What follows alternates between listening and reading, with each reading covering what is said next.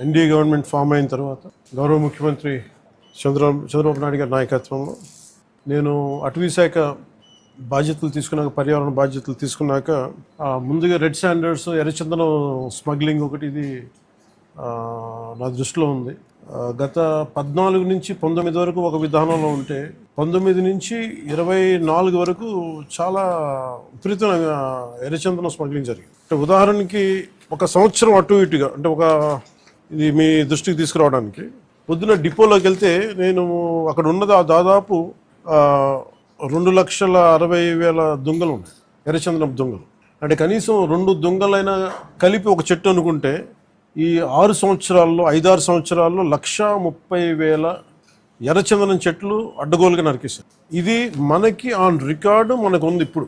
So నేను మిగతా అధికారులందరితో మాట్లాడుతున్నప్పుడు దీని విలువ ఎంత ఉండొచ్చు అంటే, యాజ్ ఆన్ నౌ మార్కెట్లో ఇప్పుడున్న 40 లక్షల టన్ను అనుకుంటే, మెట్రిక్ టన్ను అనుకుంటే దాదాపు 2,000 కోట్ల నుంచి 5,000 కోట్లు ఇప్పుడు మనకు ఉన్నది. అసలు ఇది పట్టుకున్నది ఎంత ఉంటుంది అంటే దీనికి కనీసం 2 నుంచి 3 దాకా ఉంటుంది అనేది ఒక అంచనా కింద మన అధికారులు చెప్తా ఉన్నారు. సో దీన్ని బట్టి మీరు అర్థం చేసుకోవచ్చు, ఒక close to 8,000 to 10,000 crores worth ఎర్రచందనం ఇక్కడ స్మగ్లింగ్ చేయబడింది. సో నేను ఛార్జ్ తీసుకున్న తర్వాత ముందస్తుగా ఏం చేసాం, ఏంటి ఇష్యూస్ ఉన్నాయంటే, మేము కర్ణాటక రాష్ట్రానికి వెళ్ళి మాట్లాడుతున్నప్పుడు అంటే ఎంత అలసత్వంతో ఉన్నాం అని చెప్పడానికి 140 కోట్ల ఎర్రచందనం దొంగలు కర్ణాటక అటవీ శాఖ అధికారులు స్వాధీనం చేసుకున్నారు. దాన్ని వాళ్ళు అమ్మేశారు. అది నేను కుంకి ఏనుగుల కోసం వెళ్ళి వాళ్ళతో ఇంటరాక్షన్లో వాళ్ళు థ్యాంక్స్ చెప్తున్నాను, మీకు థ్యాంక్స్ చెప్పాలి, మాకు మీ వల్ల మాకు 140 కోట్లు మా అటవీ శాఖకి వచ్చినాయి అని. ఏంటి వచ్చినాయి అంటే, మీరు కొట్టేసిన ఎర్రచందనం, మీ స్మగ్లర్లు కొట్టేసిన ఎర్రచందనం దొంగలు మేము ఇక్కడ పట్టుకుని దాన్ని వేలం పాటలు అమ్మేసి మాకు 140 కోట్లు వచ్చిందని. అంటే దీనికి అప్పుడున్న మంత్రులు కానీ ఒక్కరు కూడా బాధ్యత తీసుకోలేదు. ఈరోజు నేను దాన్ని పొలిటికలైజ్ చేయడానికి కూడా పెద్ద ఎక్కువ మాట్లాడే దాని గురించి, ఎందుకంటే జరిగిపోయిన దాని గురించి మనం ఏం చేయలేదు, కానీ ఏం కరెక్షన్స్ చేయాలి భవిష్యత్తులో అనే దాని మీద ఉంది. దీంట్లో కూర్చోబెట్టి ఎస్పీ సుబ్బారెడ్డి గారి నేతృత్వంలో టాస్క్ ఫోర్స్ పనిచేస్తూ ఉంది, రెడ్ శాండర్స్ని ట్యాకిల్ చేసే టాస్క్ ఫోర్స్. దీని గురించి కూర్చోబెట్టి అటవీ శాఖ అధికారులతోటి కానీ అండ్ టాస్క్ ఫోర్స్ అధికారులందరితో కూర్చోబెట్టి 5 జిల్లాల ఎస్పీలతో కూర్చొని మాట్లాడాము. ఇప్పుడు దాకా ఒక రివ్యూ మీటింగ్ చేసాం. అంటే ఈ మీటింగ్ తాలూకు ఇంటెన్షన్ ఏంటంటే, ఎంత స్మగ్లింగ్ జరిగింది, ముందు ఎంతసేపు ఎర్రచందనం జరిగింది, ఎర్రచందనం స్మగ్లింగ్ జరిగింది, ద వాల్యూమ్ ఆఫ్ స్మగ్లింగ్ ఎంత ఉంది, ఎన్ని దొంగలు ఉన్నాయి మీరు ఊహించుకోండి. 2,60,000 దొంగలు అంటే 1,30,000 పచ్చని చెట్లు ఇప్పుడు ఈరోజు మన కొట్టేస్తే వచ్చినాయి. దీనికి కొన్ని లక్షల చెట్లు కొట్టేస్తుంటాయి, కానీ ఇంకో 2 లక్షలు అదనంగా కొట్టింటారు, కానీ తక్కువ క్లోజ్ టు అనదర్ ఒక 1.5 to 2 lakh చెట్లు కొట్టేస్తుంటారు. ఇది మనకి అందరినీ లెక్కేది.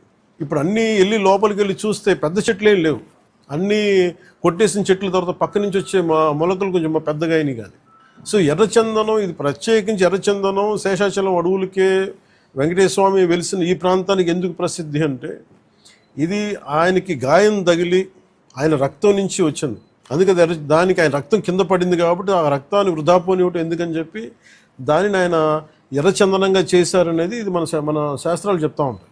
సో ఎర్రచందనం అనేది అంత ప్రాశస్త్యం దాన్ని. దాన్ని జస్ట్ ఏదో మనం కూర్చొని ఒక చెట్టుని కాదు, ఇది ఒక దీనికి ఒక డివైన్ యాంగిల్ ఒకటి ఉంది. సో ఇవన్నీ దృష్టిలో పెట్టుకుని మనం కాపాడుకోవాల్సిన అవసరం, ఎందుకంటే ఒక్కొక్క చెట్టు ఇట్ క్రియేట్స్ ఒక బయోడైవర్సిటీ, ఒక ఎకో సిస్టమ్ క్రియేట్ చేస్తుంది. కానీ ఇటు అడ్డగోలుగా వీళ్ళు డబ్బుల కోసం అడ్డగోలు ఖర్చు పెట్టేస్తే, ఇష్టారాజ్యంగా చేస్తే అసలు ఎవరు ఏమీ చేయలేరు అనుకున్నప్పుడు రాగానే గౌరవ ముఖ్యమంత్రి చంద్రబాబు నాయుడు గారు రాగానే ప్రత్యేకించి మేము పట్టుకుని లా అండ్ ఆర్డర్ ఒకటి, రెడ్ శాండర్స్ మటుకు వీ హ్యావ్ టు పెట్టి ఫర్మ్ హోల్డ్ తీసుకోవాలి, ఫర్మ్ స్టాండ్ తీసుకోవాలని నిర్ణయించుకుంది. తీసుకున్న తర్వాత మన టాస్క్ ఫోర్స్ని ఏర్పాటు చేయడం జరిగింది. ఆ టాస్క్ ఫోర్స్లో కూడా ఇప్పుడు దాకా నేను ఎప్పుడైతే మన కర్ణాటకకి వెళ్ళానో, కర్ణాటక అటవీ శాఖ మంత్రి గారిని కానీ గౌరవ ముఖ్యమంత్రి సిద్ధరామయ్య కానీ నేను అడిగింది ఏంటంటే, వీళ్ళ స్టేట్ టు స్టేట్ ఒక కోఆపరేషన్ కావాలి, మాకు ఒక అండర్స్టాండింగ్ లేదు, లెటర్ ఆఫ్ అగ్రిమెంట్ లేదు, లెటర్ ఆఫ్ అండర్స్టాండింగ్ లేదు. ఎందుకంటే నేపాల్లో మన ఆంధ్రాకి చెందిన ఎర్రచందనం అక్కడ దొరికితే, ఎర్రచందనం మేజర్లీ ఆంధ్ర, ముఖ్యంగా మన శేషాచలం అడవులు. ఇక్కడ దొరికింది నేపాల్లో పట్టుబడితే, అది కూడా కొన్ని 100 కోట్లు పట్టుబడితే నేను ఛార్జ్ తీసుకోగానే ఫస్ట్ పెట్టిన ఇది సంతకం ఏంటంటే అక్కడి నుంచి తీసుకురావడం. అంటే అది ఏముందంటే కంట్రీకి అండర్స్టాండింగ్ ఉంది. అంటే వేరే కంట్రీలో ప్రొడ్యూస్ అయిన ఉత్పత్తి అయినది ఏదైనా సరే అక్కడ దొరికితే అది మేము తిరిగి తీసుకురావచ్చు అనేది అది ఒక ఇంటర్పోల్లో లేదంటే ఒక బిట్వీన్ కంట్రీస్ ఉన్న ఒక అండర్స్టాండింగ్ ఉంది. అది మన రాష్ట్రాలకు ఎందుకు లేదని చెప్పి నేను ఆ ఇనిషియేటివ్ తీసుకొని కర్ణాటకకి వెళ్ళి కర్ణాటక ప్రభుత్వాన్ని అటవీ శాఖ మంత్రి గారిని ఈశ్వర్ ఖండ్రే గారిని వారితో మాట్లాడి we have letter of understanding between states system, మన కర్ణాటకకి తమిళ మన ఆంధ్రకి. అలాగే మనకి భూపేంద్ర యాదవ్ గారి దగ్గరికి వాళ్ళకి ఏం చెప్పారంటే ఇది మీరు అన్ని స్టేట్స్కి మీరు అప్లై చేయండి మీరు అని ఆ రోజు కోరితే తర్వాత రిపీటెడ్ మీటింగ్స్ జరిగినాయి, 2-3 మీటింగ్స్ జరిగినాయి. 5 మీటింగ్స్ తర్వాత నౌ అగ్రిమెంట్ అంటే ఏ స్టేట్లో ఆంధ్రప్రదేశ్ తాలూకు ఎర్రచందనం దొరికినా కానీ మనకి ఆ స్టేట్ మనకు తిరిగి అప్పగించేస్తుంది. అది ఎన్డీఏ ప్రభుత్వం తీసుకొచ్చిన ఇనిషియేటివ్.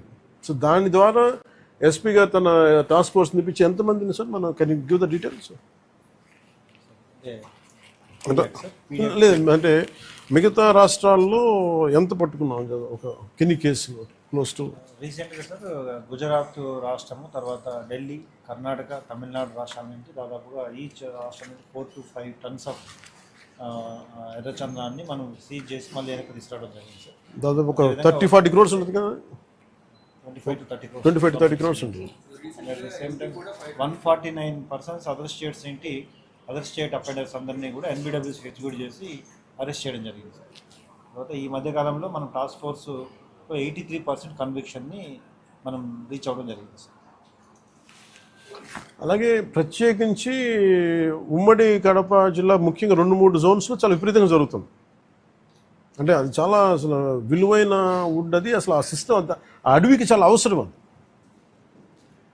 ఒకటి నేను గవర్నమెంట్తో మన డిపార్ట్మెంట్ ఫారెస్ట్ డిపార్ట్మెంట్ అధికారులతో కూడా చెప్పింది ఏంటంటే మొన్న రివ్యూ మీటింగ్లో కూడా ప్రత్యేకించి పేషి నుంచి నేను మాట్లాడుతుంది, ఎర్రచందనం ఏదన్నా సరే మిగతా అవసరాలకు కావాలంటే తోటల్లో పెంచుకోవచ్చు, ఫార్మ్స్లో పెంచుకోవచ్చు, మేబీ అది వాళ్ళు వాడుకోవచ్చే. కానీ ఇది మటుకు ఈ అడవులకే పరిమితం ఉండాలి, ఎందుకంటే ఈ ఎకో సిస్టమ్ని ఈ బయోడైవర్సిటీని కాపాడేది మొక్క. సో అందుకని దీని మీద ప్రత్యేకించి మేము శ్రద్ధ తీసుకుంటా ఉన్నాం. ఈ ప్రత్యేకించి ఈ మీడియా మీకు ఈ మీడియా సమావేశం నుంచి నేను చెప్పదలుచుకుంది ఏంటంటే to all the red sander smugglers 4 king పిన్స్ని ఐడెంటిఫై చేశారు. ఇట్స్ వాళ్ళని ఎలా పట్టుకోవాలి, ఏం తీసుకురావాలంటే దాని మీద చెప్పేవి కాదు కాబట్టి అవి టాస్క్ ఫోర్స్ కానీ state police and with help of forest department దాన్ని తీసుకెళ్తారు ముందుకి. కానీ రెడ్ శాండర్స్ ఇది వెంకటేశ్వర స్వామి గాయం నుంచి పుట్టిన చెట్టు. ఇది సెంటిమెంటల్గా దయచేసి దీన్ని శేషాచలం అడుగుల్లోని ఎర్రచందనాన్ని దయచేసి ఎవరు కొనగండి. That's my first appeal. 2, ఎవరైనా సరే ఉపాధి లేక మీకు ఏదైనా కొట్టేస్తుంటే కన్సర్న్ కలెక్టర్ దగ్గరికి వెళ్ళండి, లేదా కన్సర్న్ లీడర్స్ దగ్గరికి వెళ్ళండి. స్థానికంగా ఇక్కడ ఎవరన్నా కూర్చోబెట్టి సహాయపడి దానికి ఏదైనా ఆల్టర్నేట్ ఎంప్లాయ్మెంట్ చేస్తాం తప్ప దయచేసి మీరు ఎర్రచందనం చెట్లలో నరికివేతలు మీరు పాల్గొనకండి. అలాగే మిగతా రాష్ట్రాల నుంచి వచ్చే వాళ్ళకు కూడా ఒక అవేర్నెస్ క్యాంపెయిన్ స్టార్ట్ చేస్తాం, తమిళనాడులో కానీ మిగతా చోట్ల నుంచి కానీ. ఆ క్యాంపెయిన్లో కూడా దయచేసి మీరు ఇక్కడికి వచ్చి దీన్ని మీరు కేసులో ఇరుకోవద్దు, అది చాలా ఫామ్గా చెప్తా ఉన్నాం. ఎడ్యుకేట్ చేస్తున్నాం, అవేర్నెస్ ప్రోగ్రామ్స్ ఇస్తూ ఉన్నాం, ఇవన్నీ. అలాగే నేను అడుగుతున్నా, it's also create law and order problems. అది ఎలా చేస్తున్నారంటే వీళ్ళు నరికి దొంగలు తీసుకెళ్ళిపోతున్నప్పుడు వీళ్ళని ఆపాలనుకున్నప్పుడు వీళ్ళు లైసెన్స్ ప్లేట్ లేని కార్లు కావచ్చు, లేదంటే అసలు ఇంజిన్లో కూడా చాసెస్ మీద నెంబర్లు చెడిపేసి దొంగతనం చేసిన కార్లు, అది ఒక చాలా క్రమబద్ధీకరణతో జరుగుతుంది, చాలా మెథాడికల్గా జరుగుతుంది.